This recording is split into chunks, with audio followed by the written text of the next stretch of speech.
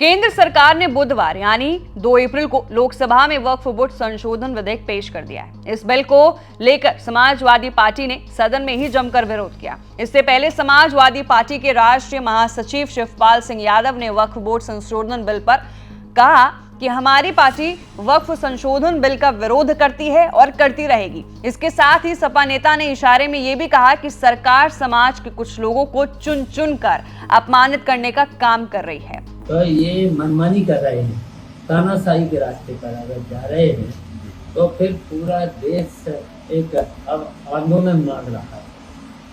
अब आंदोलन होगा, फिर इनको हटाया जाएगा। तो नमाज को लेकर कह रहे हैं कि रोड पर नमाज न पढ़ें, मस्जिद में करें और ईदगाह में पढ़ें। नहीं, ये तानाशाही है।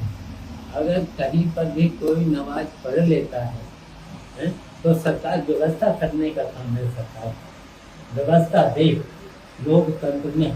वहीं मुख्यमंत्री योगी आदित्यनाथ के सवाल पर शिवपाल सिंह यादव ने यह भी कहा कि सभी धर्म के कार्यक्रमों पर सरकार को व्यवस्था करनी चाहिए। अगर व्यवस्था नहीं कर पा रहे हैं तो गद्दी को छोड़ देना चाहिए। उन्होंने ये भी कहा कि संविधान में लिखा है कि सभी समाज के लोगों को अपने अपने धार्मिक त्योहार मनाने का अधिकार है और सरकारों की उनके त्योहार को मनाने की व्यवस्था देने का काम होता है। अगर ये व्यवस्था नहीं दे रहे हैं तो ये तानाशाही कर रहे हैं और मनमानी कर रहे हैं। पूरा देश अब आंदोलन मांग रहा है और अब आगे आंदोलन होगा जरूर। इसके साथ ही शिवपाल सिंह यादव ने यह भी कहा कि जनता को बीजेपी बांट रही है, जनता अब इसका जवाब देगी। आंदोलन के रूप में आगे के चुनाव में भारतीय जनता पार्टी की सरकारों को समाजवादी पार्टी और इंडिया गठबंधन पूरे देश से उखाड़ फेंकेंगे। यूपी के चुनाव में भी समाजवादी पार्टी पूरी तरह से तैयार है।